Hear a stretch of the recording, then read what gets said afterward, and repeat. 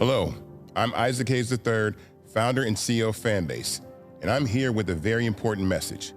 We are at a turning point in the Black community where we must have equity in the apps we use that scale to billions of dollars. But this time, we own the infrastructure, we own the culture, and we shape the future. And Fanbase is the future.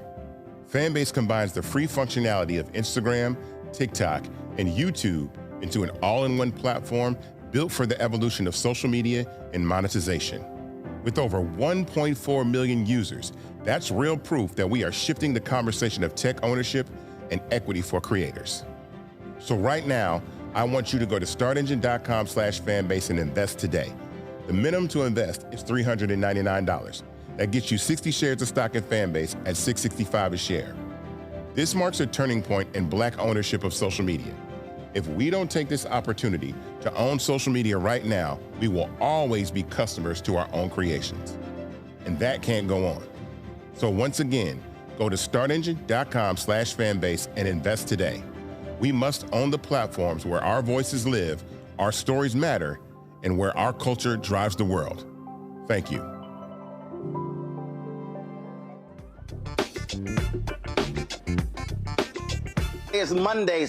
Today is Monday, September 22nd, 2025, coming up on Roland Martin Unfiltered, streaming live on the Black Stud Network. I'm live here in Louisville, in the Dallas-Fort Worth area, where Nancy Lieberman had her Celebrity Golf Classic. We literally just got off of the course, and so I'll talk a little bit about that. Now, on today's show, yesterday, massive rally in Arizona, memorial service for Charlie Kirk. Trump and his entire cabinet were there. His supporters claimed it was a rally for Jesus, but that's really not what it was. We'll have former Congressman Joe Walsh on the show to talk about what we heard from there. Even Trump saying he despises, he hates his enemies. Democratic Congresswoman Ilhan Omar, Minnesota, is calling up the GOP-controlled House for their failed attempt to censure her over comments related to the fatal shooting of Charlie Kirk.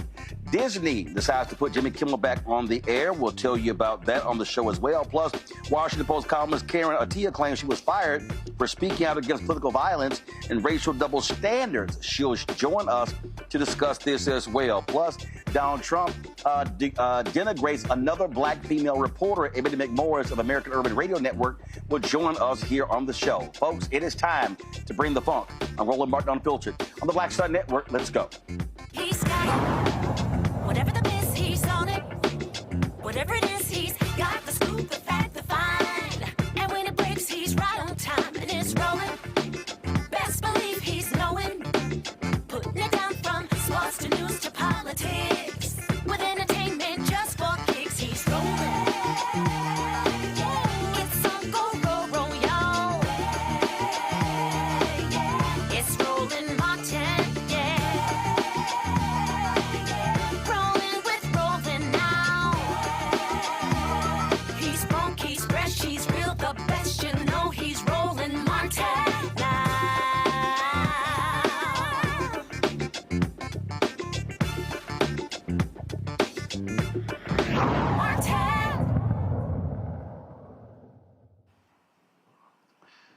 Yesterday, folks, upwards of 100,000 people were at a NFL stadium in Arizona for memorial service for Charlie Kirk, who was shot and killed on the campus in Utah. Donald Trump and his entire cabinet were there as well. There, of course, you had various speakers there, including his widow, Erica Kirk, who also spoke. But what really struck folks was the tone coming from the person you're seeing right now. This is literally what he had to say about political opponents. In that private moment on his dying day, we find everything we need to know about who Charlie Kirk truly was. He was a missionary with a noble spirit and a great, great purpose. He did not hate his opponents. He wanted the best for them. That's where I disagreed with Charlie. I hate my opponent. And I don't want the best for them. I'm sorry. I am sorry, Erica. But now Erica can talk to me and the whole group, and maybe they can convince me that that's not right, but I can't stand my opponent. Yeah, nobody's convincing him of anything because he degrades anybody and everybody. Joining us right now is former Illinois Congressman Joe Walsh. He is the host of The Social Contract with Joe Walsh, his particular podcast. Glad to have you back on the show, Joe. Here's what was interesting. I was looking at Eric Erickson and other people who were commenting, and they were talking, Joe, about, how this was nothing like Paul Wellstone's rally. This wasn't a political rally. This was a rally for Jesus. It was a religious rally. And I'm sitting there going, do y'all act like we couldn't see and hear what was being said? Hey, Roland, always good to be with you, my friend. You know, Eric Erickson and the rest of them can go jump. Think about this. Jesus was all over that stadium yesterday. Everybody touting and preaching Jesus, and yet the leader of that gathering, the party leader, is the very antithesis of Jesus. And just think about that, Roland, for a moment, right? Donald Trump is the very antithesis of Jesus, and yet everybody in that stadium voted for Trump. They all support him. They all, by the way, when he said, I despise my political enemies, I hate them, the crowd cheered, the crowd laughed. Man, they can never, Roland, get over my friends on the right. And look, the reason I love coming on with you is because I come from the right, and I'm a reformed MAGA gangbanger. You know this, my friend. I know this. Cruelty and hatred sell on the right. It just does. Yeah, it does. And so, listen, I don't have any problem with anyone having a memorial service. I don't have a problem with anyone talking about Jesus Christ. I'm a Christian. But let's be real clear. If we're going to start talking about Jesus Christ, then we're going to talk about what Jesus preached about, what he talked about. And that is not the agenda of Donald Trump and MAGA. And it wasn't the agenda of Charlie Kirk and Turning Point USA. Yes, and Roland, thank you for speaking some truth there. I knew Charlie Kirk well. He was like a son to me. We went our separate ways when Trump came on the scene. Charlie Kirk was a Christian nationalist, Roland. Christian nationalism, white Christian nationalism, is all about making America formally a Christian country.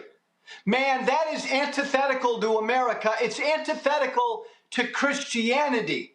And so many of those folks in that stadium yesterday, Roland, they are Christian nationalists. They want a religious war so that America can formally be a Christian country. Man, we separate religion from the state.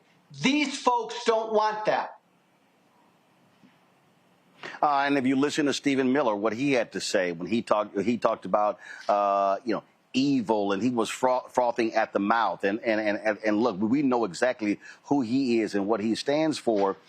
And what gets me is then they get upset when people don't agree with it. Then they get mad if folks don't buy into what they're selling. And again, they act as if we don't have ears and eyes, and therefore we can't hear or see. Roland, they're trying to silence us. They don't want people to speak, and I've been pounded by this. Don't speak poorly of the dead. Again, it's horrible that Charlie Kirk was killed, but it is so darn important for us to identify what's going on because, Roland, this is what my former political party is, and everybody listening to us now needs to understand this. The most powerful animating force in the Republican Party is Christian nationalism, white Christian nationalism. This is the base of the party. It's no longer some fringe movement, and it was on display yesterday. And for those of us who love this country and love freedom and democracy and the freedom to worship however the heck we want to worship, man, we got to call this out for what it is. So former Democratic senator from West Virginia, Joe Manchin, was on Fox News. I guess he has a new book out or something like that. And I can't believe he even let these words come out of his mouth. Listen to this. President Trump is the person who can basically bring us together. And I'm praying that he's able to say, listen, enough's enough. Come on, we're all Americans. We've got to live in this world together in our country and keep it the greatest country on earth. We can't do it by tearing each other apart. And I'm really hoping, I believe in him, I believe he can do that. And with that being said, he's able to calm down all this rhetoric right now. And those who want to basically still spew it, then that's fine. It's going to show you being on the extreme. Roland, Joe, you and I... What the hell is he talking about? You and I have heard so much in the last 15 years. That is probably the most stupid, the most ignorant, the most ridiculous, and the most partisan thing I've ever heard Joe Manchin say. Roland Martin, he can't believe that. Donald Trump is the guy to bring us together. I don't know what Manchin's deal is. And by the way, Roland, I'm a new Democrat. I've only been a Democrat 3 months. Manchin left the Democratic Party. All he does is rip the Democratic Party when my former political party is an existential threat to our democracy. I don't, for the life of me, know what game Manchin's playing. Don't know what game he's playing, and we're not buying it. It's simply not true. And I'm just sitting here going, dude, this guy does not care about bringing us together. He says point blank, I hate my political enemies. I'm sorry. What else do you need to know? And the people in there, the Stephen Mills of the world, the people in his cabinet, you look at what their policies are. And at the end of the day, you see how they are attacking people. They've been doxing people, calling people's jobs, getting people fired because of comments they actually made in social media. So again, on one hand, they keep espousing, oh, Charlie Kirk was about civil discussion. He was about debate. He was about all those things. But what they are doing, they literally are attacking anyone and everyone who says anything, and that's what they are about. And listen, I keep telling people, this ain't going to change. Joe Manchin can say whatever he wants to. It's not going to get better. This is what we are going to have to confront over the next 3.5 years, and people are going to have to wake up, and they're going to have to vote in massive numbers in the midterms to shut these folks down. Otherwise, it will only get worse. Roland, you're spot on. And again, everybody listening to us, take it from me. Somebody who comes from the right. These are my former friends, supporters, and voters. We got to wake up to this. Nobody should be celebrating the assassination of Charlie Kirk, but you nailed it, Roland. What my former side is doing is using the killing to call for some religious war, some righteous war, some civil war, because they're after Christian nationalism. That is way more dangerous than a few crazy people on the left celebrating the assassination. Absolutely, absolutely. Folks, check out The Social Contract with Joe Walsh. Download his podcast. Check it out. Joe, always a pleasure to have you on the show. Thanks a lot. Thank you, my friend. Folks, going to go to a break. We come back. We'll talk with our panel. Lots more we got to talk about, folks. It's a jam-packed show. You're watching Roland Martin Unfiltered right here on the Black Star Network, live from Louisville, Texas. Of course, a stone's throw from Dallas-Fort Worth, where I'm here for the Nancy Lieberman-Klein Celebrity Golf Classic. Back in a moment. I'm Dr. Greg Carr, and coming up on The Next Black Table, we're speaking with Dr. Lucius T. Outlaw Jr., master teacher and philosopher. He takes us on his journey to discover and celebrate Black philosophy. From my undergraduate years at Fisk all the way through my PhD, I was never in a philosophy class where I had a professor who was a person of African descent, nor assigned a text written by a person of African descent, ever. How he pushed back at those who said there was no such thing, and got us all thinking about what it means to be Black.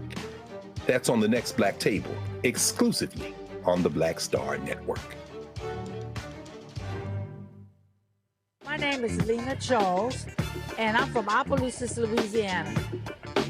Yes, that is Zydeco capital of the world. My name is Margaret Chappelle. I'm from Dallas, Texas, representing the Urban Trivia Game. It's me, Sherry Shepherd, and you know what you watch. Roland Martin on Unfiltered.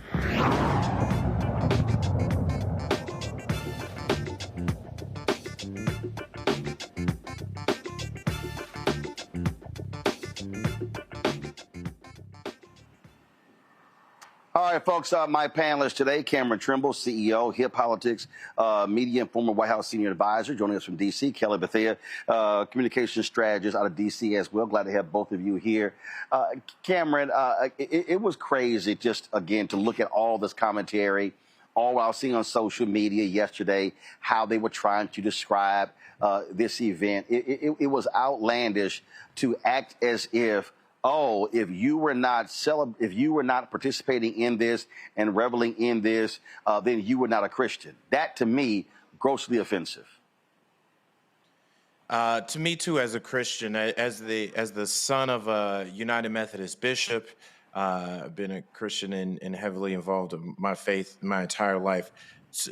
As Joe Walsh pointed out, so many of the tenets of Jesus or so many of the tenets of Christianity are completely the antithesis of what Donald Trump and obviously what the Republican Party are spewing. Lack of forgiveness, lack of compassion, thinking about how much they want to take away, and they're cutting, whether it be for the poor, for the hungry, for education. I think he hit it right on the head in the sense that this is an opportunity to really us and them. And with some of our founding documents of this country have been about separation of church and state, about the opportunity for this to be a country where all people from all nationalities and definitely from all religions are able to freely practice, and for them to see those people like cheering at going after our enemies, to see them cheering about some of that stuff, it fundamentally shifted my soul. Like, I think if you would ask any pastor, any Christian, or anybody from any of the denominations in the Christian faith, like about some of those tenets, and you line them up to what was being spewed yesterday, you'd be on two sides of the page. But here's what we have to recognize, Kelly, and that is there's always been a difference between the Christianity that black people have practiced and that of a slaveholder religion. Look, we can go back to not only just during the period of slavery, during the period of Reconstruction, but during the period of Jim Crow. The reality is you had black churches who were operating totally different, but they were focusing on compared to these white churches. The Southern Baptist Convention was advocating racism during Jim Crow, and so many other denominations as well. Dr. King said the most segregated hour is 10 a.m. on a Sunday morning. So it's not like what these folks have been practicing is any different than what they were practicing in the 1930s, 40s, and 50s. It really isn't. And I echo the sentiments of Cameron here, because I grew up in church as well, but I actually grew up in the church similar and almost aligned to what Turning Point preaches, what Charlie Kirk, I'm hearing that I can't be heard, but I will keep going. But when it comes to Charlie Kirk, white nationalism, Christianity as a whole, basically, I'm sorry. Okay. Kelly, keep going. Just keep going, Kelly. The issue with white nationalism and white Christianity is the fact that we are really in a situation where they do not believe the same things that black Christians believe. They simply don't. I feel like white Christians come from, or white Christian nationalists specifically, because I don't want to make too generalized of a statement, but white Christian nationalists come from a standpoint of conquering and colonization, whereas black people, we pray for survival. We pray to survive. We pray to live. White Christian nationalists pray to conquer. And when you come from those separate ideologies of thought, there's no way that you can be serving the same Christ, because Christ didn't come down to conquer. Christ came to save, which is why people pray to Christ, right? And further, when it comes to Charlie Kirk's comments, when it comes to his so-called Christian beliefs, everything has to have a context to it in order for you to feel good about anything that he said. Right? Everything that I've been hearing is like, oh, it's taken out of context. It's taken out of context. But the question that you really need to answer, you need to ask and answer yourself is, why do you need context for a racist? Why do you want to have context for something that was so vile in its infancy, in the small wording that he said? Why do you want a larger context surrounding such hatred? All right. Got to go to a break. We come back. We're going to talk to Karen Attiah, who was fired from the Washington Post. She's going to tell us exactly what happened. It's been 11 years there. Why did the Jeff Bezos-owned Post make that decision? That's next right here. Roland Martin Unfiltered on the Black Star Network. Don't forget, support the work that we do. Join our Bring the Funk fan club. Your dollars make it possible for us to be able to cover news all across the country. So we got some amazing things lined up. You're going to be help funding this show, 4 other shows on the network. We're launching 2 other shows, and so we need your support to do so. And so please support us by contributing. If you want to use Cash App, use the Stripe QR code. You see it right here in the bottom left-hand corner. PayPal is R Martin Unfiltered. Venmo is RM Unfiltered. Zelle, Roland at RolandSMartin.com. Roland at RolandMartinUnfiltered.com. Check the money order. When money orders, make it payable to Roland Martin Unfiltered. P.O. Box 57196, Washington, D.C. 2003 7-0196. Back in a moment. Hatred on the streets, a horrific scene, a white nationalist rally that descended into deadly violence. White people are losing their damn minds. As an angry pro-Trump mob storms the U.S. Capitol, we've seen shooting. We're about to see the rise of what I call white minority resistance. We have seen white folks in this country who simply cannot tolerate black folks voting. I think what we're seeing is the inevitable result of violent denial. This is part of American history. Every time that people of color have made progress, whether real or symbolic, there has been what Carol Anderson at Emory University calls white rage as a backlash. This is the rise of the Proud Boys and the Boogaloo Boys. America, there's going to be more of this. Here's all the Proud Boys, Dave. This country is getting increasingly racist in its behaviors and its attitudes because of the fear of white people. The fear that they're taking our jobs, they're taking our resources, they're taking our women. This is white fear.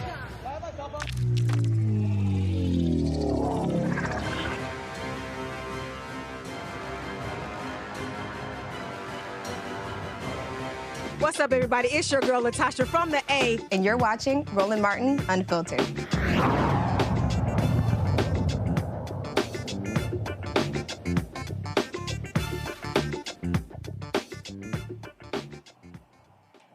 After 11 years as a successful columnist at the Washington Post, Karen Attiah has been fired. She claims that she was fired at the Washington Post because she was speaking out against political violence, racial double standards, as well as America's indifference toward gun issues. She did not hold back after the assassination of Charlie Kirk, criticizing conservative activists for calling for the firing of a number of people. Now she says her termination is part of a troubling purge in America. Karen joins us right now on Roland Martin Unfiltered. Karen, glad to have you here.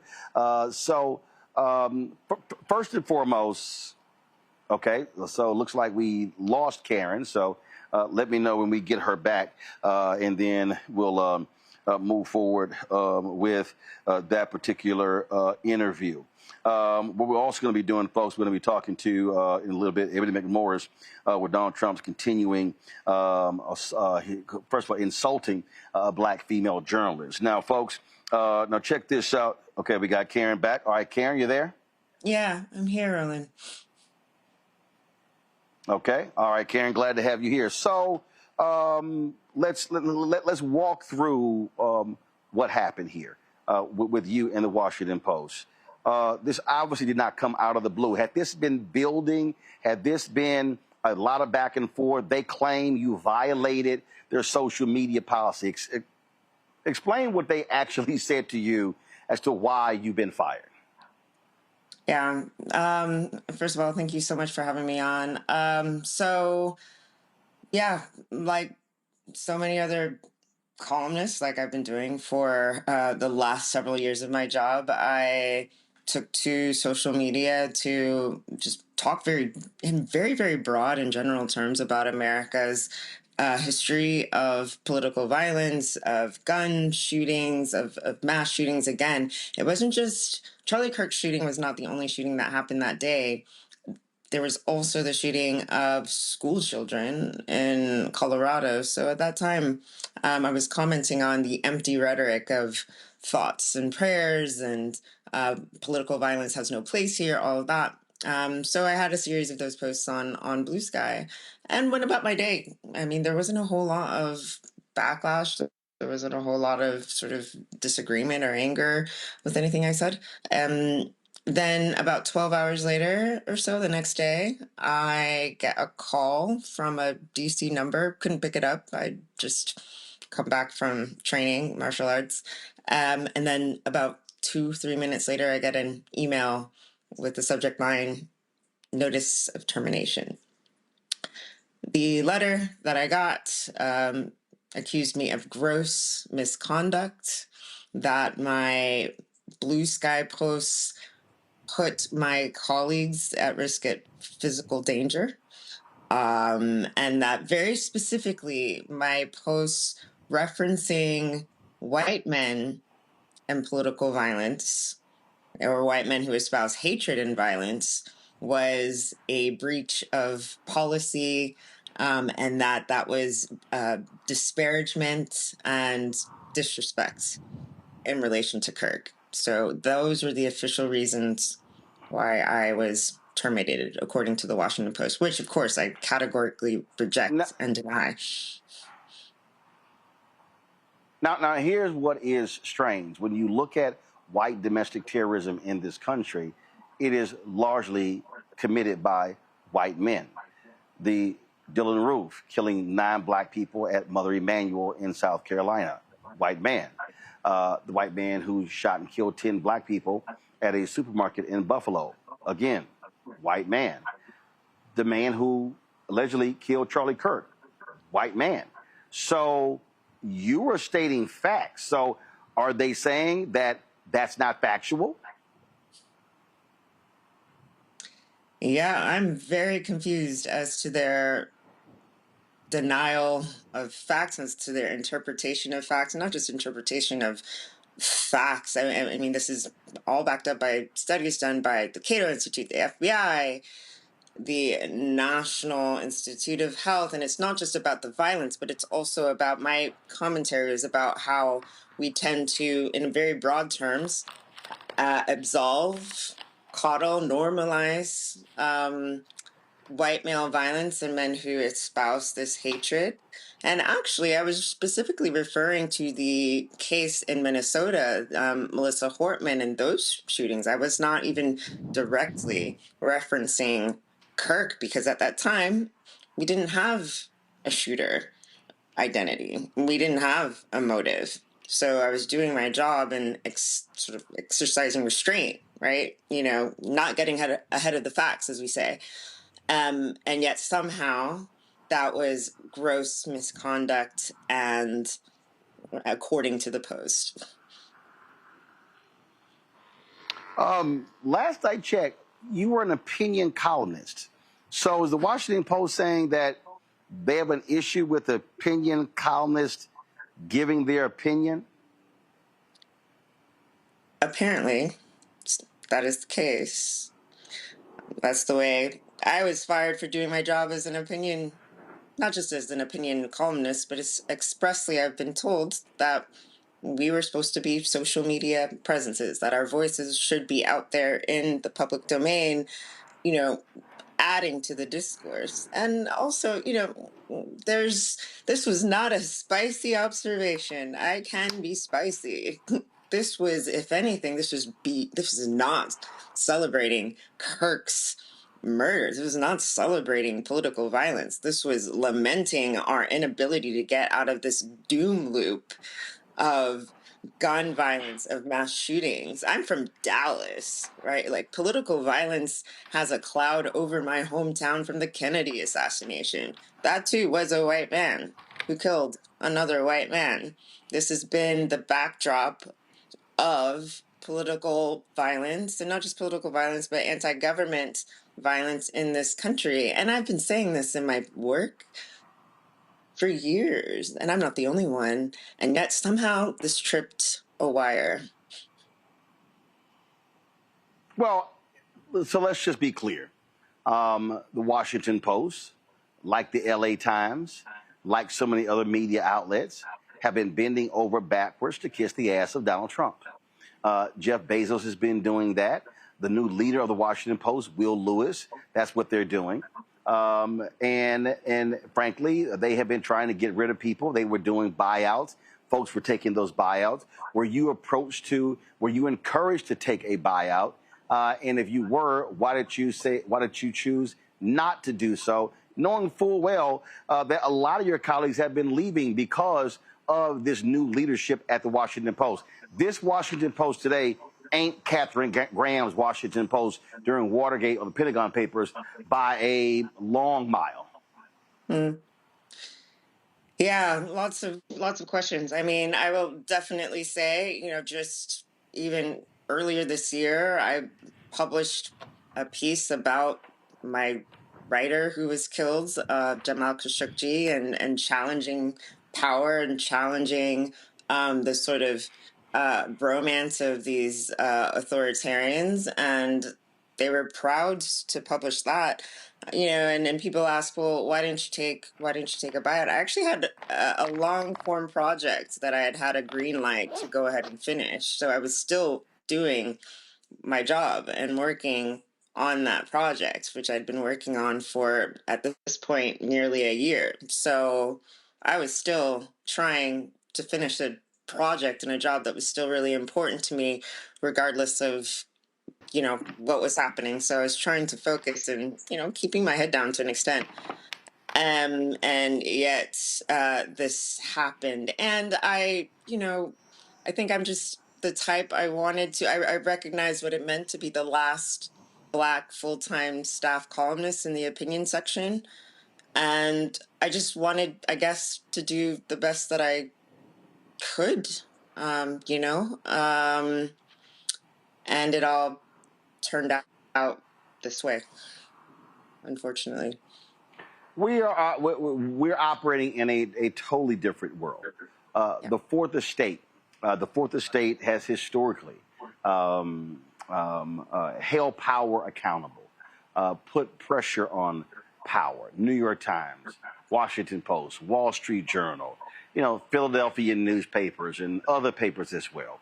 But what we're now looking at, we're now looking at corporate interests who don't give a damn about the Fourth Estate, who don't care about journalism, sacrificing journalism for the sake of profit in various deals.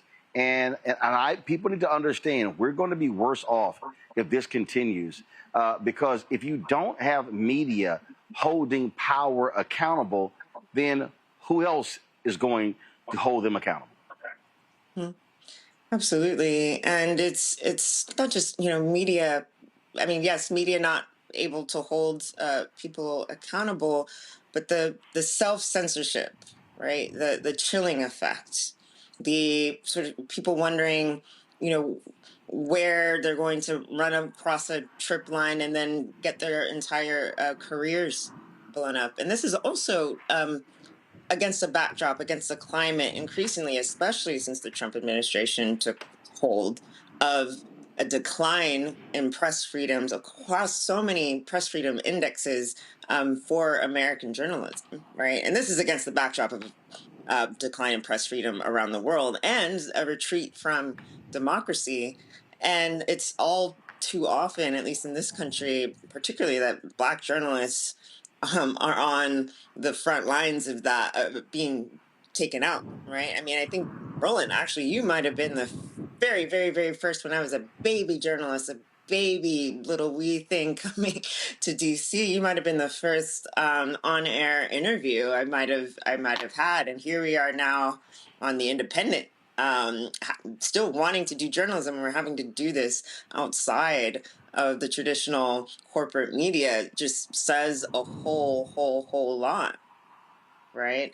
And I think for a lot of us, particularly Black journalists, we've been screaming, crying, throwing up, trying to warn people that what is happening right now was going to happen, and we were laughed at, right? And I guess I'm still processing what a lot of this means, still for me. I'm still processing how 11 years, not just as a columnist, but as an editor, as someone, anyone knows me, I care deeply about not only my own speech, but I've edited and platformed writers from around the world, some of whom I disagreed with, but understanding that power to be seen and heard is something to be shared. But we're in an era, I think people need to understand, we're in an era of censorship. And I said this ever since the changes were coming down from the opinion pages, that it wasn't just about, oh, we have these new pillars. I was like, well, okay, an era of censorship is on the way, is here. And I don't think Americans have quite wrapped their head around it. This is something that, quote unquote, other countries, unfree countries do. No, the fire is here. Now what? Yeah, and listen, journalism is going to be sacrificed by these corporate overlords. So go to my panel with questions. Cameron, you first. What's your question for Karen Attiah?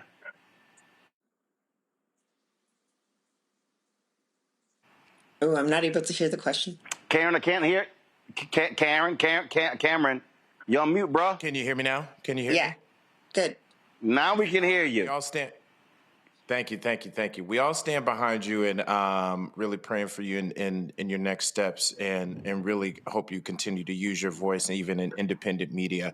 My question here is: had you seen a distinct difference pre and post the Bezos takeover of Washington Post around some of, like I said, the standards and the standards and practices and so forth around the reporting? Good question. So my entire career as at the Washington Post was in the opinion section, which is I'm looking back on it now, like I'm like, wow, 11 years in the opinion section. So I had never been on the news side, which there's a slight distinction in the sense that the opinion side, we do get a wider berth latitude, right, to be able to still be beholden to facts. Of course, many opinion writers, columnists were former reporters. We still do our own reporting. It's just we get an opportunity to say more of what we think. So I was brought on I was actually brought on right when Bezos bought the paper. So this was 2013. So I was explicitly brought on to actually help with social media. And back in the day, I actually helped craft social media guidelines to help train other writers to be able to use social media quite well. So actually, the majority of my time in the opinion section has been about using the power of the pen, about using the power of the op-ed section and the editorial section. I actually used to write editorials to advocate, to have points of view. We were told by Bezos himself, I sat across in a room with Bezos himself. He looked us all in the eye, myself too, and said, I want you all to be provocative. I want you all to be swashbucklers, is what he said. And we were killing it. We were known for having pretty, an active, vibrant staff online and on TV. That was actually a part of, I think, the Washington Post's brand, as opposed to, certain, perhaps other competitors that were a bit more hemmed in as to what they could say on social media. We were actually, I think, pretty free as a major newspaper dealing with how to deal with the social media world and everything. So a lot of us young folk who were brought in during that time were actually quite diverse. Of course, not so much could be improved, but we actually had a lot of diversity of editors, a lot of diversity of producers. We were able to comment on a range of political and cultural things. So Black Lives Matter, Me Too, movements around the world. So it was definitely, not just a more open place, but a place where freedom of expression and advocacy for journalists. My colleague Jason Rezine was imprisoned. Bezos was quite behind the efforts to get Jason out. And then, of course, my writer, global opinions writer, Jamal Khashoggi, we really stuck our flag in being a home for the protection of journalists. So my head is spinning as to how we've gotten here where journalistic freedom now is, quote unquote, a risk to the Post instead of something that they paraded around as their bona fides. It's a 180. Kelly. Thank you. Hi, Karen. One thing that has come about in this entire discourse, especially pertaining to your departure from the Post, is the concept of cancel culture versus censorship, right? And I do not personally believe that that they're synonymous. So in your opinion, what do you necessarily think happened as far as the difference between cancel culture and censorship? Can you see how that line was towed, or frankly, just all the way stepped on, crossed, what have you? And how is that impacting journalism as a whole? Yeah. I'm glad you asked this question, because I think what is going on, I've always thought the sort of cancel culture name trend was sort of a trend, was sort of a way for people with bad ideas to claim that they were unfairly being victimized and pushed out. Frankly, I think a lot of it, given that cancel culture, the idea of being canceled actually came from Black pop culture. This idea that Black people, especially marginalized people, especially, were getting a bit more of the mic, particularly, I guess, under the Obama administration, particularly when it came to sort of Black Lives Matter, and particularly when it came to the rise of the internet. In my mind, I always thought that that was a bit of the backlash, not so much about the cancel culture, but that white folks especially weren't centered. Right. So equating not being censored with being canceled was one thing. I think what we are seeing now is beyond cancel culture. It's beyond disagreement. If anything, if there was a lot of, wow, we just don't like your opinion. Wow, you're just wrong. Here's what we think. Here's the female perspective. Here are the marginalized perspectives that never make it into the pages. What this Frankenstein is, I'm calling this is annihilation culture, because this is not about a debate. You don't get the FCC involved in with a comedian's night show and say that is cancel culture. That is, we will threaten not only your job, but your institution. We will chill the entire sector. People are getting doxxed over this issue, losing not only their livelihoods, but their safety. People are getting death threats over this. And we actively are hearing people in the administration, this is a challenge. Will we still have a First Amendment? Right? That's not just cancel culture. That is an annihilation, a desire to not have free speech. That is a desire to eliminate your perceived enemies. That, to me, is an annihilation culture, which is chilling and frightening. And in the context of what I know you all were discussing with the Charlie Kirk memorial event yesterday, I think we should take that into account in terms of what we have, at least left, of our free speech rights right now. Also joining us right now is Dr. Julianne Malveaux, economist, president emerita, Bennett College. Glad to have you here. Julianne, you're talking to Karen Attiah, formerly of the Washington Post. Yes, Karen, I'm a big fan of your work. I'm following it, don't agree with you all the time, but I do think that you're a great writer, and I appreciate what you've done. I am concerned. I like the term that you use, annihilation culture, because that's kind of what's going on. It's just erasing opinions. To what extent, as we look at what's happening right now, with you, but with many others, and in the context of what I call the canonization of Charlie Kirk, they made him a saint. They're going to give him a Presidential Medal of Freedom when he calls black women stupid. Put a pin in that.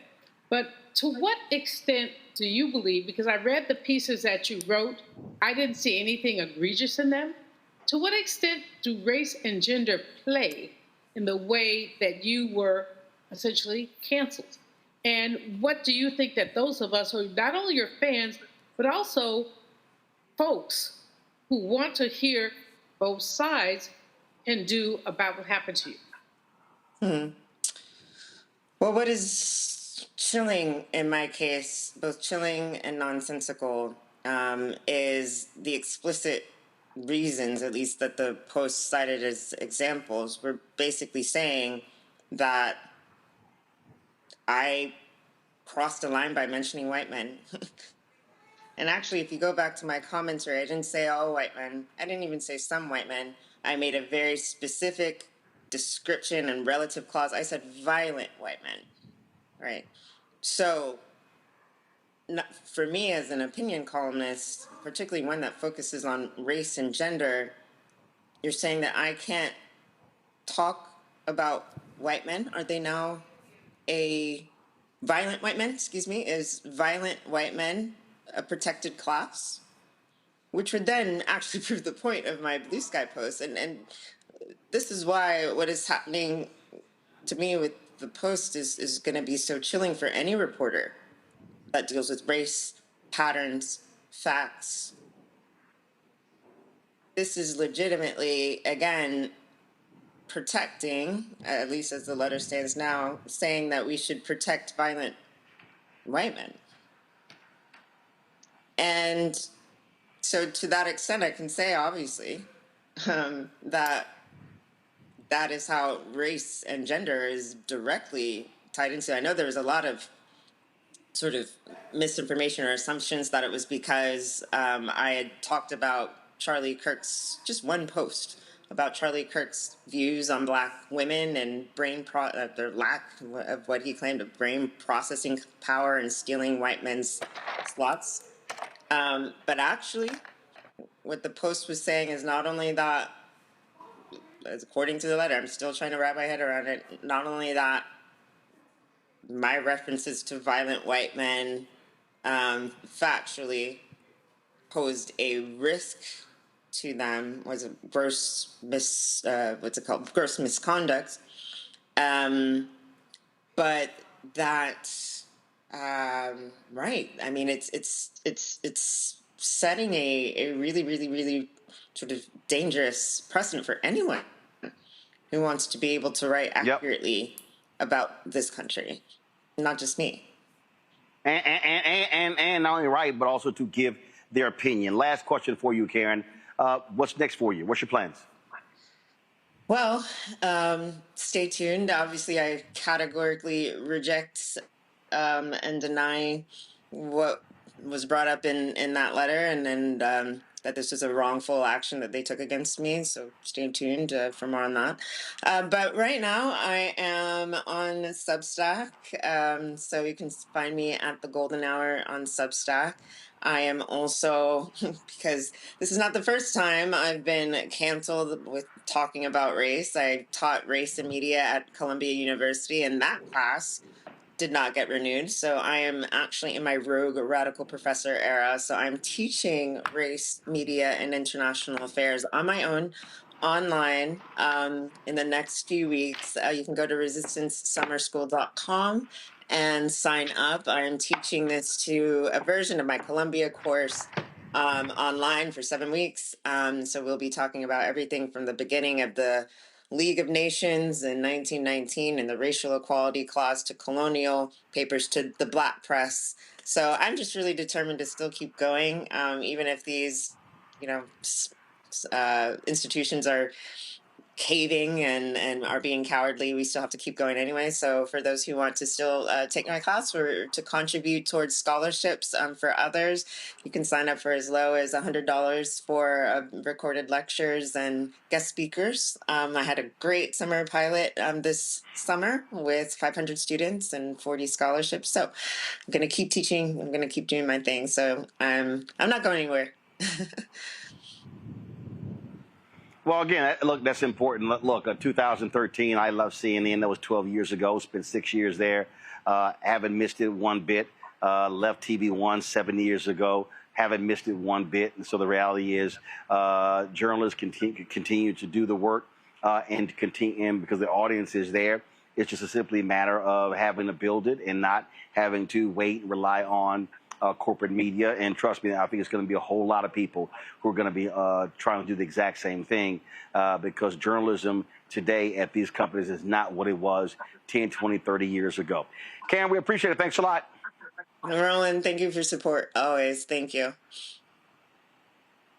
Thanks a bunch. Folks, when we come back, we're going to chat with Ebony McMorris, American Urban Radio Network, the latest black female journalist attacked by Donald Trump. You're watching Roland Martin Unfiltered right here on the Black Star Network. I am here in Louisville, Texas, where Nancy Lieberman Klein had a celebrity golf tournament. So as you see, the golf course is the backdrop. And so we had a great time out there on the course. And so, yeah, it was pretty cool out here. Great day. And a nice breeze going right now. All right, folks, I'll be right back. In my book, The Power to Persist, I share 8 simple yet powerful habits, a blueprint for transforming obstacles into opportunities and pressure into purpose. Just as they fueled my rise from the South Side of Chicago to a national stage. And on the Power to Persist podcast, I bring that blueprint to life.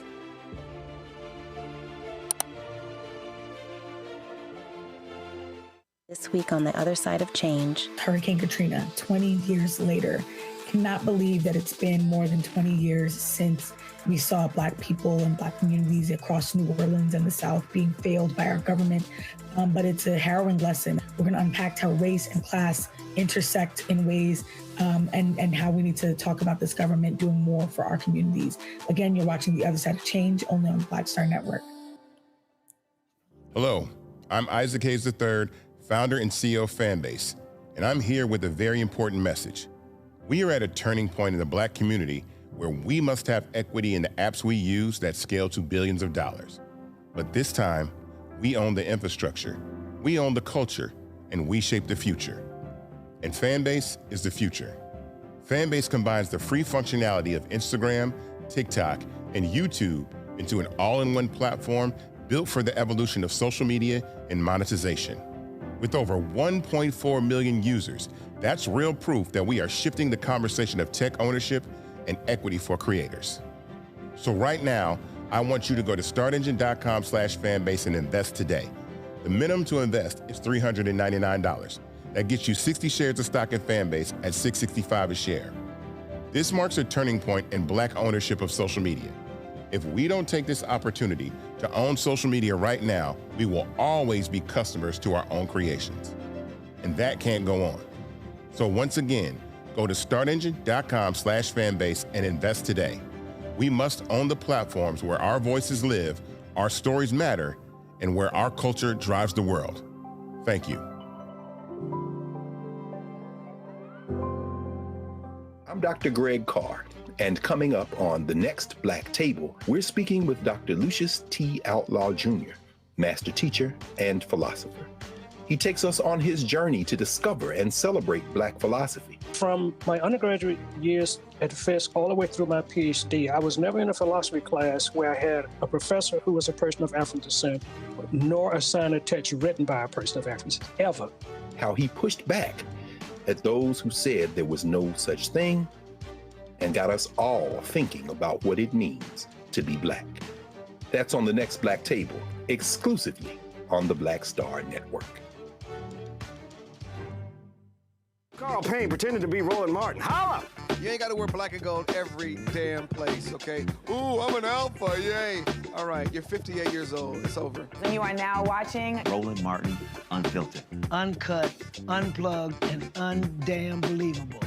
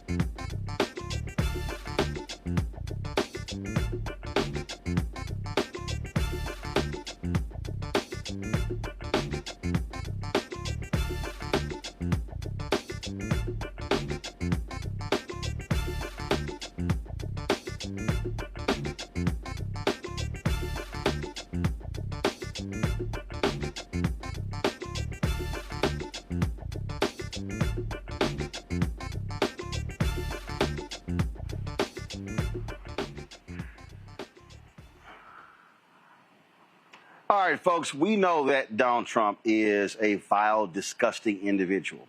The first time he was there, he attacked numerous journalists, specifically female journalists. Even more specific, black female journalists. It was April Ryan. It was Jamel Hill. It was Yamiche El Sindor. It was Rachel Scott. Well, the other day in the Oval Office, when reporters were asking various questions, Ebony McMorris from American Urban Radio Network posed a question to Donald Trump regarding the National Guard in Memphis, and this happened. Mr. President, and we're going to be going in quiet. You're really obnoxious. I'm not obnoxious, but I'm trying to ask you, what about your plans for really Memphis? Obnoxious. I'm not obnoxious, but I am asking, what are your plans for Memphis? Many people want I'm not going to talk to you until I call on you. What are your plans for Memphis? Who else? Yeah, go ahead. Yeah, I just want to settle this free speech question, because you've said that you restored free speech in America. Yeah. Is that free speech including for people who are harshly critical of you, for your political opponents, for people who say things you don't like? I've become immune to it. Unfairly? I've become immune to it. There's never been a person that's had more unfair publicity than me, and that's why your network paid me $15 million, or $16 million, I believe, to be exact, George Slopadopoulos. And that's why CBS paid me a lot of money, too. And that's why I sued the New York Times 2 days ago for a lot of money. Because I'm winning. I mean, I'm winning the cases. And the reason I'm winning is because you're guilty, John. You're guilty. ABC is a terrible network, a very unfair network, and you should be ashamed of yourself. NBC is equally bad. I don't know who's worse. I think they're equally bad. And, you know, for you to stand there and act so innocent and ask me a question like that. But look, you paid a big price because you were dishonest, John. The reason I won that lawsuit was because you were dishonest. You were proven to be dishonest. And so you can't sit back and just say, oh, well, what do you think? You know, like you're some wonderful person. You're not a wonderful person. Frankly, you're a terrible reporter. You know it, and so do I. Okay. Here's what we're going to do. Here's what we're going to do. So what you saw there is Donald Trump. He does it on a regular basis. He attacks John Carl. He attacks Peter Alexander. He does not care. He is not respectful. He is not civil. He is an ingrate. He is a ghoul. He is a completely despicable human being. Joining us right now is Ebony McMorris, White House correspondent for American Urban Radio Network. And first and foremost, Ebony, first of all, glad to have you here. And so explain to people what happened. Explain to people what happened there. Because, again, reporters there in the Oval Office, they're asking questions. A lot of people don't really understand what that process is. It's called a spray, and they got different words. They got different phrases for it. But explain to people what was happening. So we were a part of the pool, and the pool, most people don't know, is made up of about 11 or more different media outlets, and that pool follows the president whatever he does on that day. And so we were called. It was not open to all press, only the pool members, which is why there were only a limited number of reporters in there. And we came in the room, and if you saw the entire picture, when you came in the room, he had a bust of Lincoln on the desk with that big gold card on the side. And I'm walking in the room. Normally, I'm always yelling out. I just don't hardly ever get a question. And that day, I decided to just double down. But I'm thinking, as I see Lincoln, I'm thinking about Robert E. Lee's painting that they just hung back up, while I'm looking at this bust of Lincoln and this gold card, this executive order that is basically a pay-to-play program for wealthy elites to come into this country. I'm seeing that at the same time, and I really just want to know. I had several questions. One was on Memphis. Another one was on 2 black men found hanging from a tree, one at Delta State University in Mississippi. The others, I had a couple on Charlie Kirk, but I really wanted to also get to questions that we don't really hear about. What is he saying about the DOJ scrubbing a report that talked about right-wing extremists and what they're doing in this country, how they're wreaking havoc? I could just only get the Memphis question out. And we've seen him berate reporters over and over again. And I just wasn't having it on that day. I just was upset. And this is a couple of days before the Charlie Kirk funeral. And so When I was yelling, he kept calling to the person on my left and my right, if you watch the whole thing. In fact, one reporter got in like 4 questions. And I said, well, you know what, this time I'm just going to just keep going. I'm tired today. That's how I felt.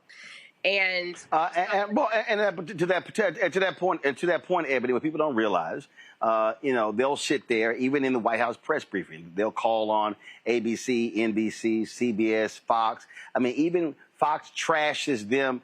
Even when Biden was there, Obama was there, Fox trashes them left and right, and they still show them more respect by calling on them. And folks like you rarely ever get called on.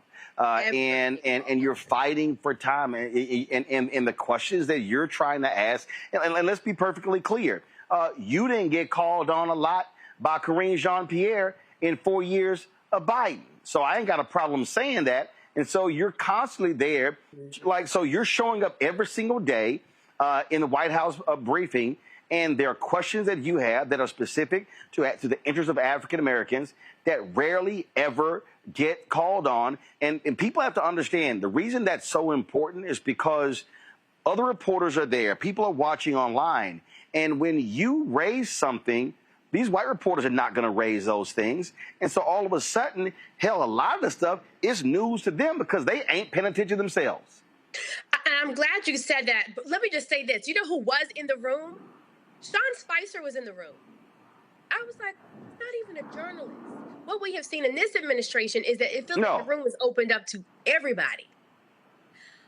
But going back to, your last comment, I hear people often say, where are the reporters? Why aren't they saying anything? Where are they? There are some of us in the room for Black owned and operated reporters. AURN is Black owned and operated. There's only a handful of us. There's literally only a handful of us. And this is the most reporters I've seen in that briefing room ever. Literally, it goes to the back of the room, almost to where the kitchen is. And so it is literally a fight in there. And what you also don't see is that you have even some of these MAGA reporters, while their press briefing is going on, commenting loudly at some of the reporters because they don't like what we're saying or some of the questions. You just had that before, small sneers. But there have been confrontations that didn't get on camera that I have seen happen outside of that room. That's just the amount of tension that's in that room. So we're there, but I also want people to know that fight just doesn't end in that White House. And Roland, you and I always talk about this. The fight and the work happens outside of that. We already know what is going to be said. I could have told you he was going to spin that question from the beginning, but I also know that I still, regardless, just like Allison Dunnigan, the first Black White House reporter with black reporter with female reporter with credentials, it took years for her to actually get called on. But she still had to keep raising her voice. She still had to keep pushing. Just like Ethel Payne, we have to keep doing that. And the fight isn't just there, it's outside. It's in the community. And our voice is important because we come from those communities. I have heard so many things in that room sometimes that I'm telling you that have disturbed my soul. And so on that day, I just had to say, I'm not going to let you rage bait, because this president rage baits. So if I can get you in an exchange or do this, he called Yamiche second rate, then we can go back and forth. But I am not going to let you just say that without me at least saying, no, now let's get back to Memphis. No, I'm not obnoxious. Let's get back to Memphis. He told me to be quiet. I paused for a second and I just kept going.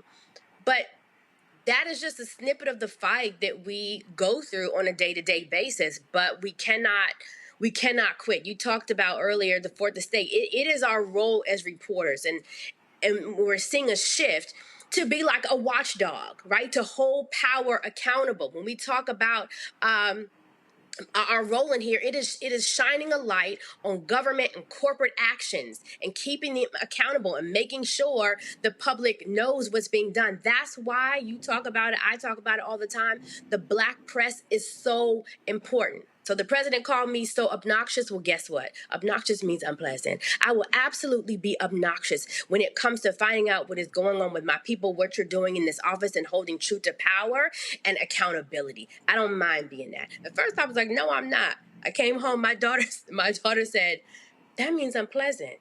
Let's get unpleasant. I said, you know what? You're absolutely right. Ida B. Wells had to get unpleasant. I don't know anybody who has had to fight in this country, especially for the freedoms of Black folk, and you didn't have to get obnoxious. I'll be indignant too.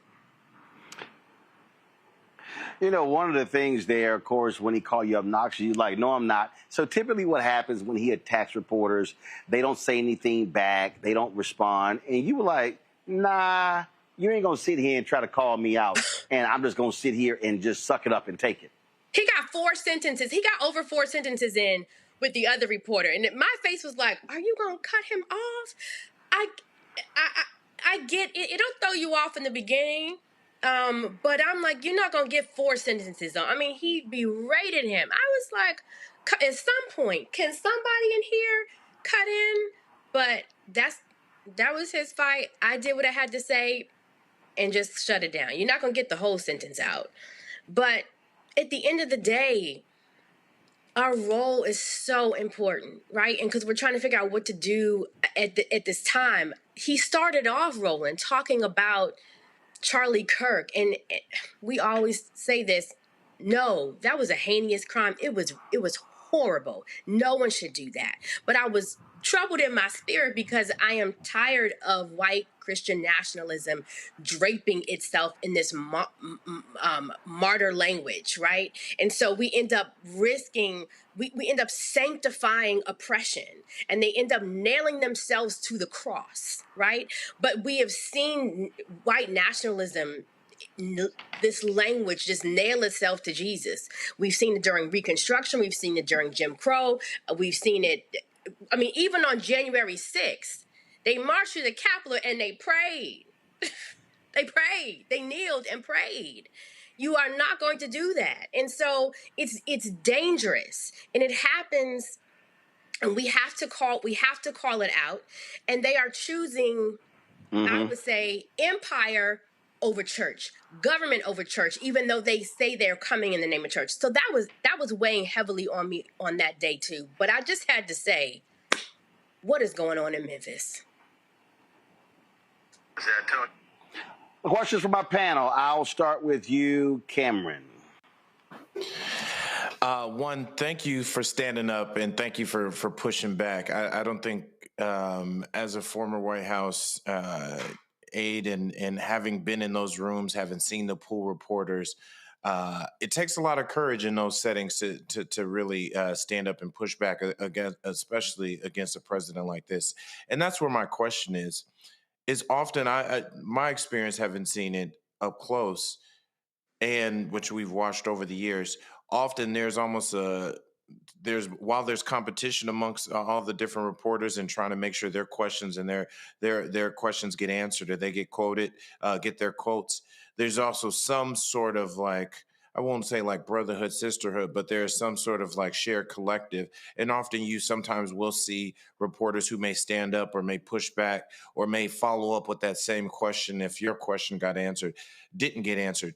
Have you seen in covering Trump these last 9 months, and covering the White House these last 9 months, have you seen other reporters or other outlets either stand up for you or kind of follow up on the questions you may be shouting out that get overlooked, and they following back up and like repeating them or being helpful to try to get some of your questions into their questions that do get answered? No, no, I unless you've seen that when you've watched the C-SPAN, not when it comes to, first of all, let's just be honest, because many of us will get on the phone and see, okay, sometimes we have to count the Black people in the room. How many questions do you see come from us? And I definitely don't see necessarily a follow-up. I understand what you're saying because I've seen that before. If someone got cut down, they would then come and say, well, let me follow up on that. You do see it sometimes, but some of the questions that I've yelled out, I've not had anyone do that. But this government, this administration, in many ways has tried to delegitimize Black reporters. I mean, we've seen revoking of credentials.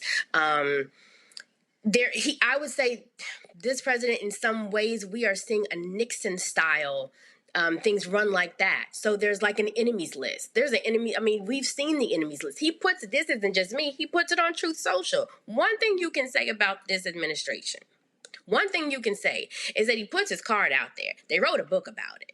right? So we can't be surprised. He puts it on Front Street. Now, why America does not want to believe, I don't understand, but I will say this, the importance of this moment, even in light of what happened with Jimmy Kimmel, people canceling their subscriptions, don't go back, take that subscription, and then go find a black outlet. Take that subscription, don't go back.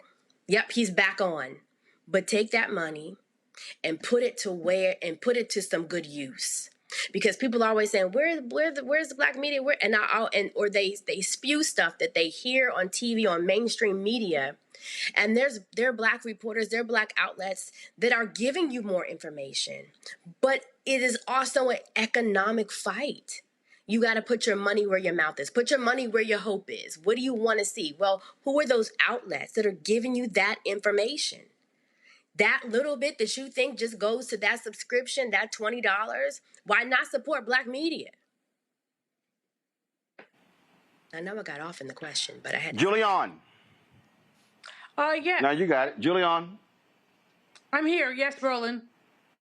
I want to follow up what Sister said about supporting black media. You are an icon in that you created your own platform and have given voice to lots of folks. The challenge right now, in my opinion, is that there are too many. I wrote a piece last week called Welcome Back Cowards. There are too many folks who are really not willing to lift their voices. They're willing to go along to get along. But the fact is that we know, let me just drill down for a moment, Roland. From this perspective, this man said he was going to fix the economy. And what he's done instead is created a series of distractions, dystopian drama. The economy has not been fixed. So I always have to go back to that. I'm an economist. Go back to the fact that unemployment rates are rising, that the black unemployment rate right now is 7.5%, twice the white rate, that 300,000 black women have lost their jobs because of Doge. We have to go back to any number of things. And when we go back to those things, we go back to the fact that inflation is rising, that he actually had his hand-picked doodle-wop put onto the Fed, and that man could not even argue. He wanted a 0.5 point reduction. Jerome Powell and the others said a 1/4 point reduction.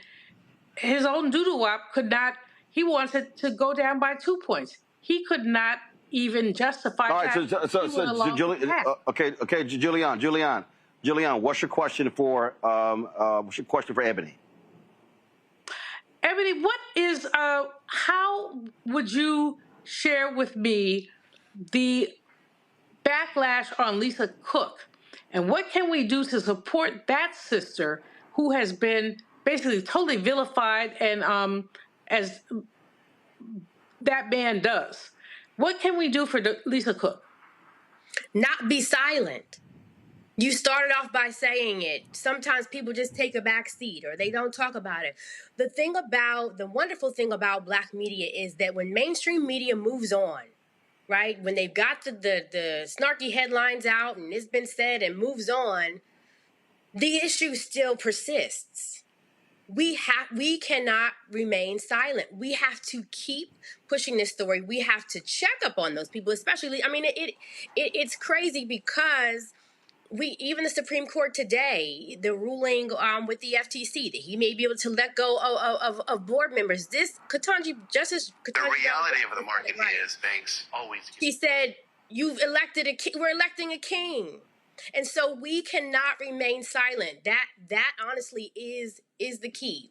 Jimmy Kimmel, whatever, that's fine. But black media, we have to keep that story in our mouths, and we also have to support each other. There are stories, there are times I actually watch a lot of different outlets and read other outlets because there may be something that I'm missing. I watch Roland all the time. I'll go back to my audience and reference him, right? So we have to, even in our sphere, we have to support each other. That's very important. Most of our outlets are limited. We don't have as many resources, right? There's not a black outlet that's in the travel pool. So we do in-town travel.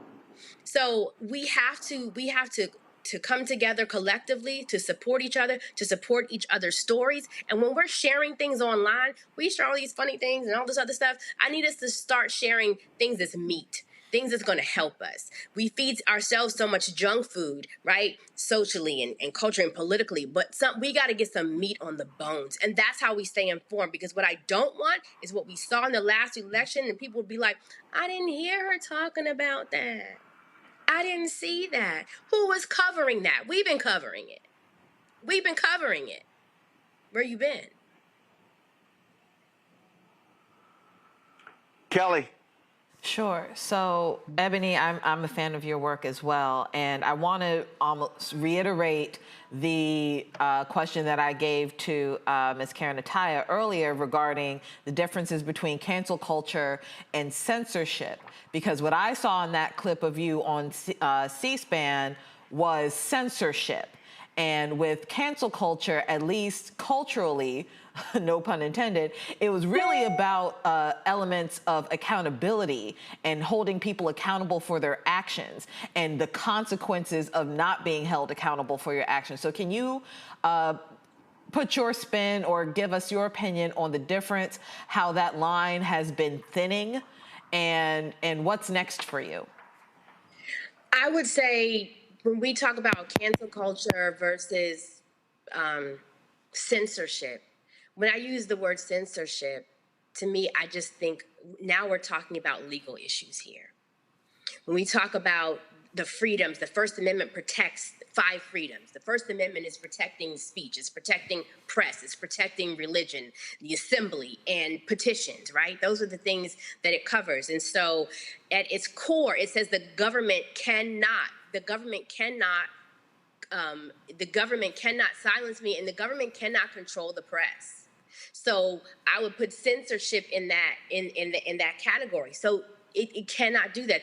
But we are seeing the fundamental rights that we've had, we're still having to fight for them and push for them. So it's important that, let me tell you something, the situation with Jimmy Kimmel, that was 6 days and he's back. You know what I mean? Mm-hmm. Now, who knows whether some of the different stations will cover it, but 6 days. I didn't see someone have to come to the front of the line and say, hey, we're going to have a meeting here and announce a boycott and do this. No, people immediately responded. People had to drag people to the table for Target fast. Mm-hmm. They had to have news conferences. We had to have this. Okay, what day we starting? Okay, let me go get all my stuff first we shouldn't have to prepare. It's go time. I'm not going to put my money in a place, as we always hear Dr. Carr says and repeat, where I am funding my oppression. I don't need a press conference anymore. It's go time. 6 days. Come on. If we galvanize like that on so many other areas, what could we do in 6 days? What could we do? I think people need to understand the power that they have. Media, we have to use the power that we have. And yes, sometimes it's scary, because when President Trump got in office, I did have to have a conversation with family and friends. Let me just tell you what can happen sometimes. Let me figure out how to prepare. And for those, I'll say this lastly, doesn't matter what your industry that you're in, because we saw this happen with government workers.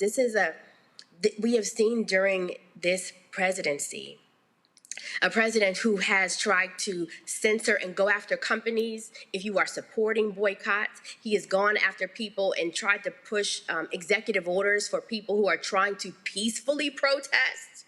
That's something that I have a right to do. So there's censorship going on all around. But on the meantime, and I know, Roland, you talk about this, while we are in our industries and working, build on the side. Because you never know when the rug is going to be snatched out from under you. And then we also have to support each other. We have to have the word community in our mouth at all time. No one is coming to save us. And that's absolutely true. Ebony, we appreciate it. Keep handling your business there at the White House. Look, we got to be there to challenge them, to push them, to prod them, and let them understand that we ain't backing down. We ain't going nowhere. Not at all. Thank you, Roland. Thanks a lot, folks. When we come back, Congresswoman Ilhan Omar. She has some tough words, and oh my God, MAGA is losing their minds, including golfer Phil Mickelson. He is really upset. He wants her to go back to Somalia. Sounds like she's getting under his skin. Maybe she should give him some golf tips, because he sucks on the Live Golf Tour. You're watching Roland Martin Unfiltered right here on the Black Stud Network. In my book, The Power to Persist, I share 8 simple yet powerful habits, a blueprint for transforming obstacles into opportunities and pressure into purpose. Just as they fueled my rise from the South Side of Chicago to a national stage. And on the Power to Persist podcast, I bring that blueprint to life.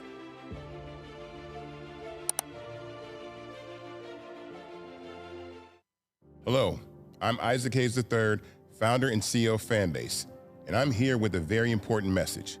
We are at a turning point in the Black community where we must have equity in the apps we use that scale to billions of dollars. But this time, we own the infrastructure, we own the culture, and we shape the future. And Fanbase is the future.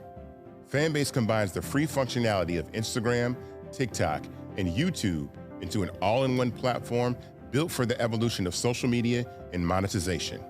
With over 1.4 million users, that's real proof that we are shifting the conversation of tech ownership and equity for creators. So right now, I want you to go to startengine.com/fanbase and invest today. The minimum to invest is $399. That gets you 60 shares of stock in Fanbase at $665 a share. This marks a turning point in Black ownership of social media. If we don't take this opportunity to own social media right now, we will always be customers to our own creations. And that can't go on. So once again, go to startengine.com/fanbase and invest today. We must own the platforms where our voices live, our stories matter, and where our culture drives the world. Thank you.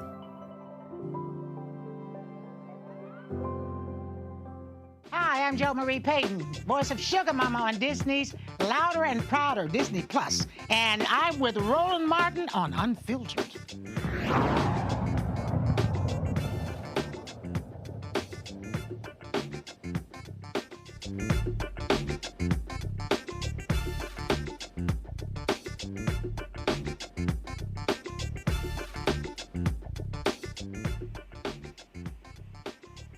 Folks, Congresswoman Ilhan Omar, she is driving these MAGA people out of their minds. They were so upset because she was on MSNBC on a weeknight show, and she had some critical words about Charlie Kirk and the right. Here's what she said. Here's, a president that is always unhinged, always deranged, always creating chaos and division. And he seems to have a real obsession with anyone that is an immigrant in this country that is not of European descent. You don't hear him talking about the accent of his wife and, the fact that she came here as an immigrant or any of those things, or the fact that she gets to have an opinion even though nobody elected her into office. But he has an objection to a person who does serve over 700,000 constituents in Congress, who's literally elected, has the same certificate as he does. But I think for me is I feel embarrassed for him, because in these attacks, what he does, and I think with the likes of Nancy Mace, and whoever that Randy guy is, they expose themselves for how stupid they are. And that is embarrassing for us as a country, because these are people who are elected to positions of leadership. He's supposed to be the president of the United States, who's heading off to Europe to represent us. When he does, he's uneducated enough to understand that members of Congress can't be impeached. When you have Nancy and Randy saying, we're on it, we're going to impeach her, when they're saying they're going to deport me, knowing full well that you cannot deport an American citizen, what that displays for not just Americans, but folks on an international platform is that our country is being led by idiots. And that is not something that we should be comfortable with as Americans. And that's not something that should make us proud. And so in this moment, I feel great sadness as an American that these are the kind of people that the world gets to see representing us. Well, so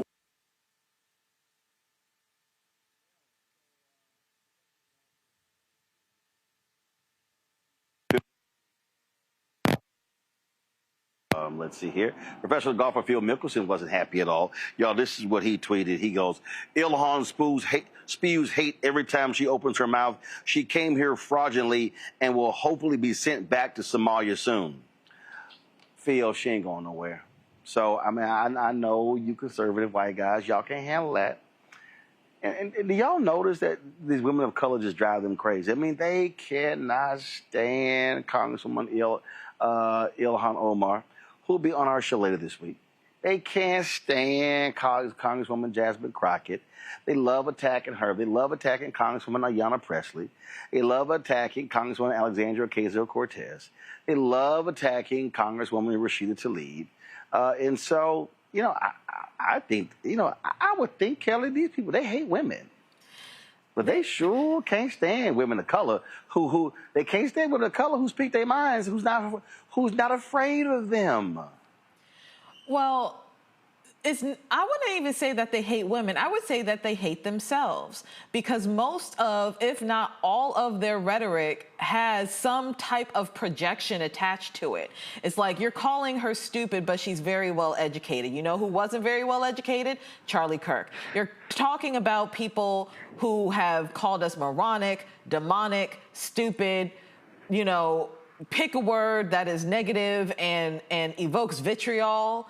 It's coming from a place that you see in yourself. It has nothing to do with us. It has nothing to do with black women. It has everything to do with the fact that you don't like change. You don't like the fact that you are no longer being centered in a narrative that has nothing to do with you. You are projecting.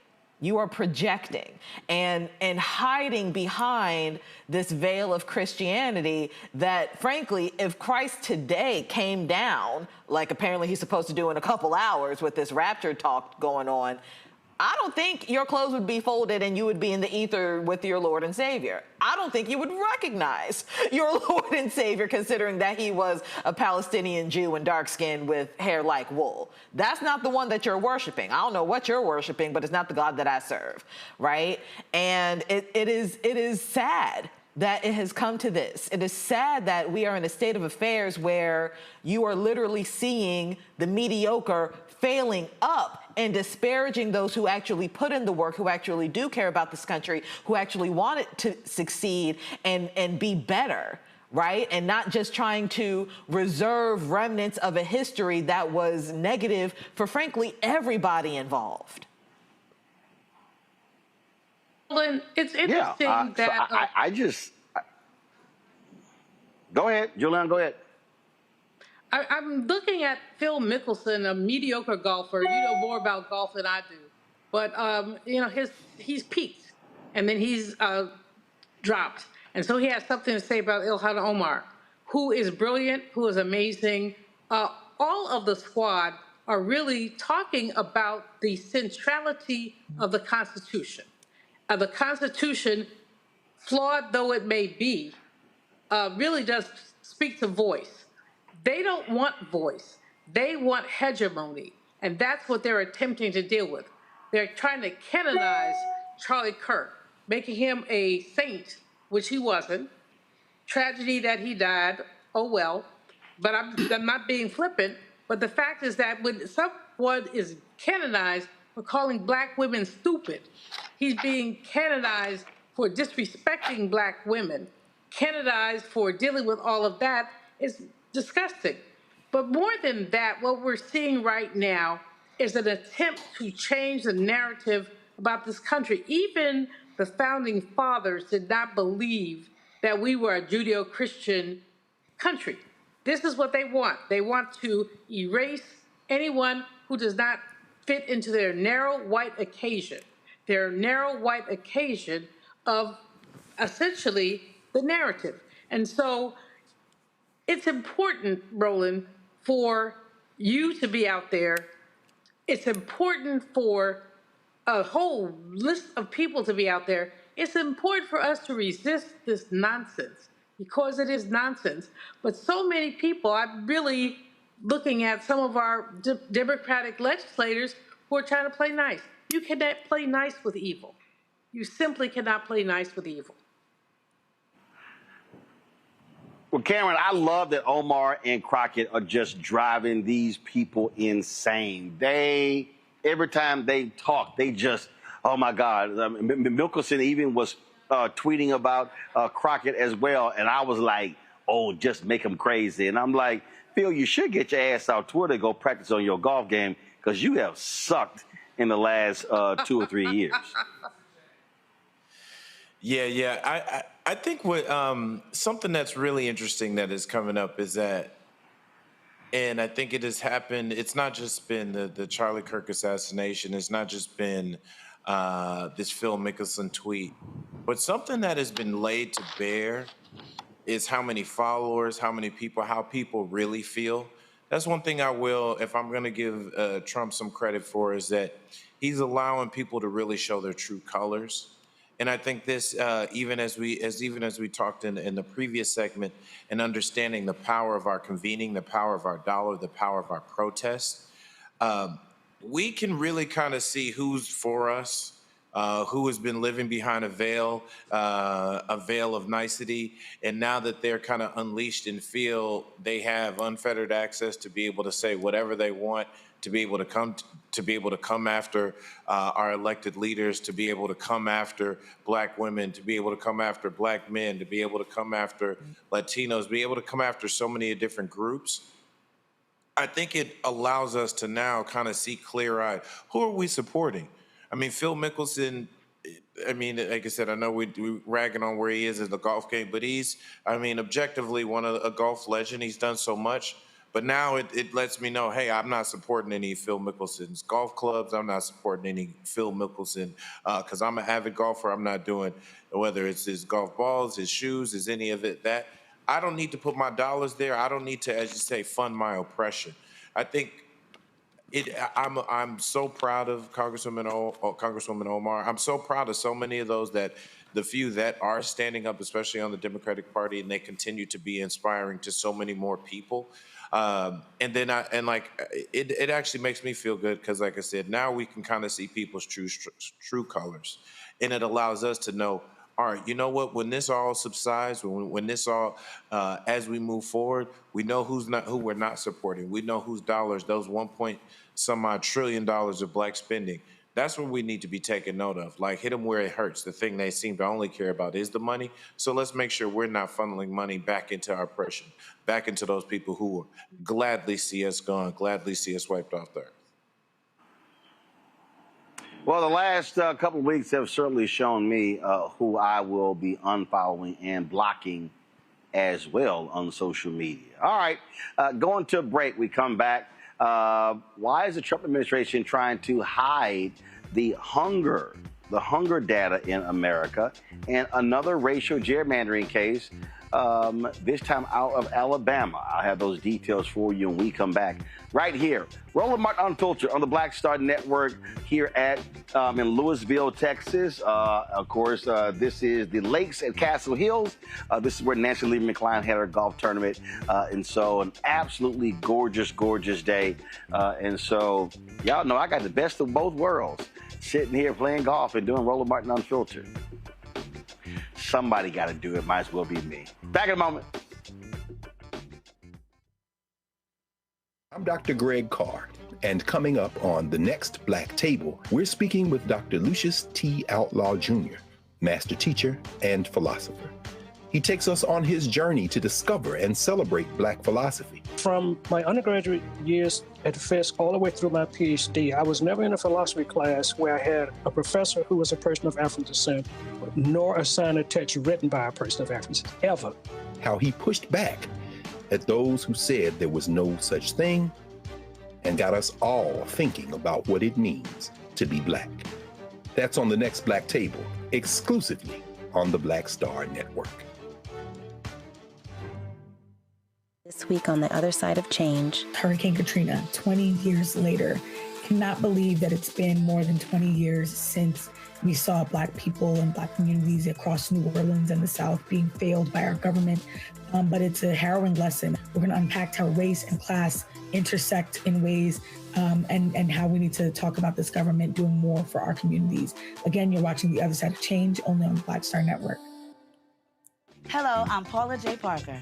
Truly proud of the Proud Family, Louder and Prouder on Disney+. And you're watching Roland Martin, Unfiltered.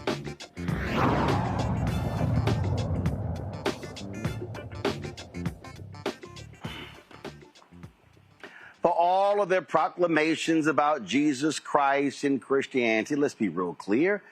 MAGA doesn't care about poor people. Donald Trump doesn't care about poor people. And so it's evidence by what they have done. So check this out.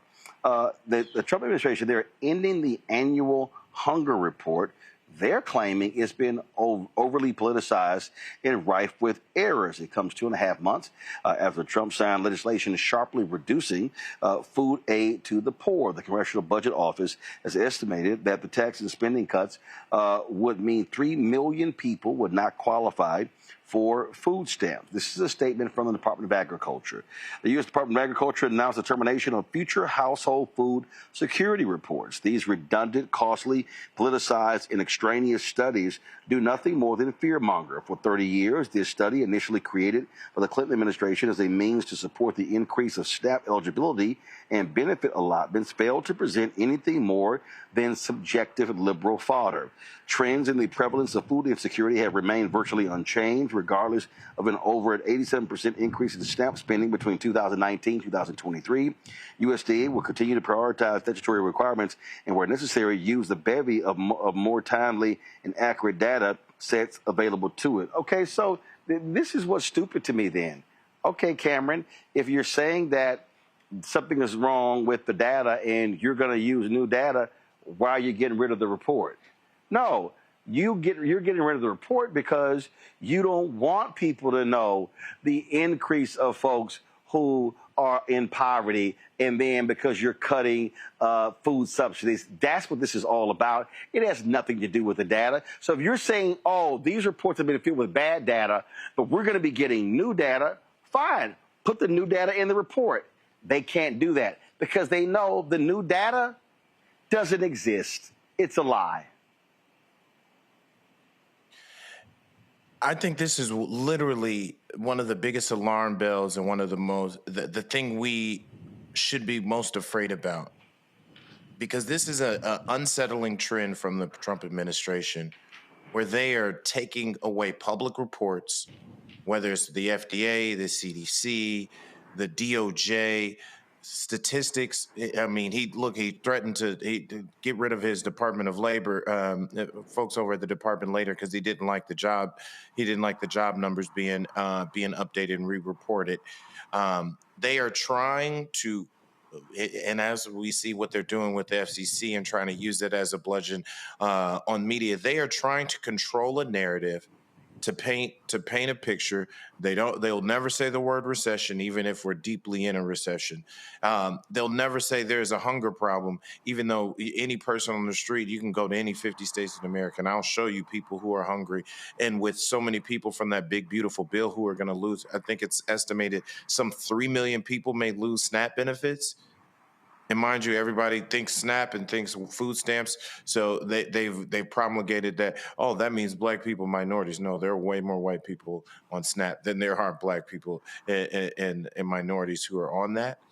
But what is scary is that what we could rely on and what independent parties could rely on, think tanks, research, universities who are able to build reports on this agreed upon what they thought to be factual data now that it's going away. Now we won't be able to understand what's happening. And this is, like I said, this is a disturbing trend across the administration for them to be taking down normally publicly available statistics for every American who pays their tax dollars to be able to see, to understand how the government is performing, to understand how various departments and how various agencies are performing. This is a full attempt to hide, and they already showed they don't care about hungry people. They don't care about homeless people and unhoused people. They don't care about those who aren't doing as well financially. So this is another way to bury that stat and make those people and their plight even more forgotten. Yep. Yeah, and so this is real clear, Julian, when there's data that they don't like, their first response is, Okay, we're going to get rid of it. You know, Roland, I've been around the block a whole bunch of times. I remember back when I worked actually in the Carter administration, and they tried to they had black and other, and they would not drill down on black. It was just black and other. I think at one point they were calling it non-white. And this echoes, data tells the truth, liars tell lies. People do not want to, the whole issue of disaggregated data has been an issue as long as data has been collected. Who are we collecting it about? Do we want to show the gaps, the racial wealth gap, the hunger gap, other gaps? And this is what we're seeing here. That hunger report has been reported for more than 30 years. I mean, I was a baby girl economist under Carter when that was being reported. Here we fast forward 40 years later, and we still have people say they don't want to hear it. But the fact is that they've been collecting this data bipartisanly. It's not been Democratic data or Republican data. It has simply been data. And so this administration's attempt, and we've seen it before, let's not get it twisted. We've seen it before. People don't want to know the truth because the truth really hurts. And what hurts is we know, as the brother said earlier, we know how many people are hungry. You don't have to collect the data for you to tell me that you're hungry. You don't have to collect data for people to say they're not working. But what we have now is the data has been gold standard data bipartisanly. But this administration, like others before them, and I can tell you stories about the time that I think Reagan wanted to include imprisoned people as working to lower the unemployment rate. This was a long time ago. But data can be manipulated unless you have confidence in data. The sister who was leading the Bureau of Labor Statistics had no political axe to grind. However, because they did not like the numbers, they tried to throw the numbers away. And here we go again. But here's the deal, Kelly. For Trump, MAGA, it's very simple. Poor people, out of sight, out of mind. That's what this is all about. He doesn't want to see poor people. He don't want to talk about poor people. He don't want to get questioned. And the whole thing is, a whole bunch of those folks who are in that report, those fools actually voted for him.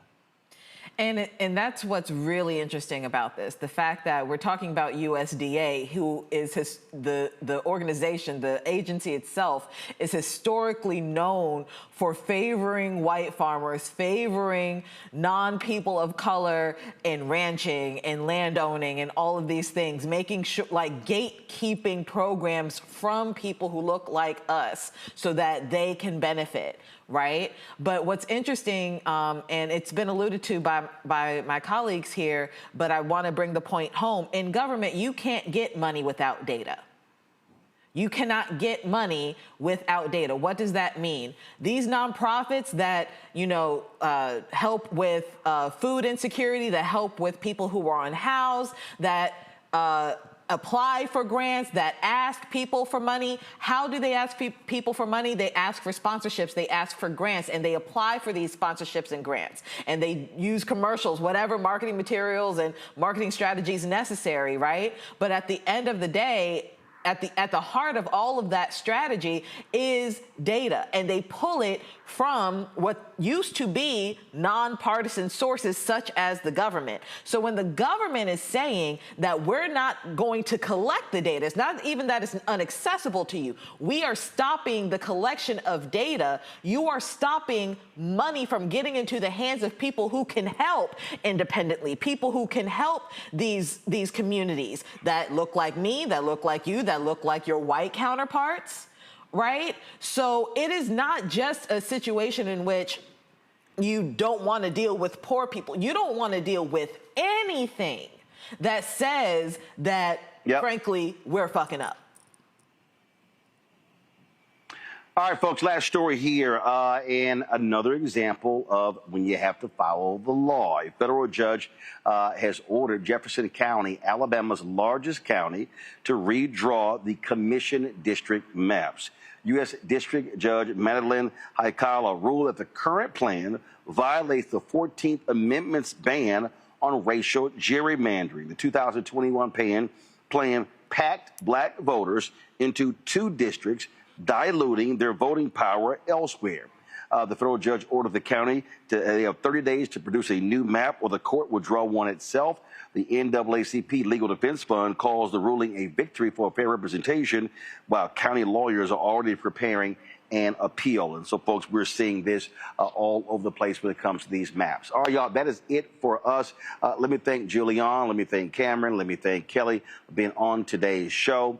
Let me thank all of the people here with the Nancy Lieberman Klein Celebrity Golf Classic and her charity for the great hospitality hosting your golf tournament today. I appreciate bringing me in. It was great to participate, seeing a lot of the folks here. My man Chris Arnold, Basketball Hall of Famers, Alex English, Rick Berry, and others. Of course, we're here at this gorgeous course, the Lakes at Castle Hills in Louisville.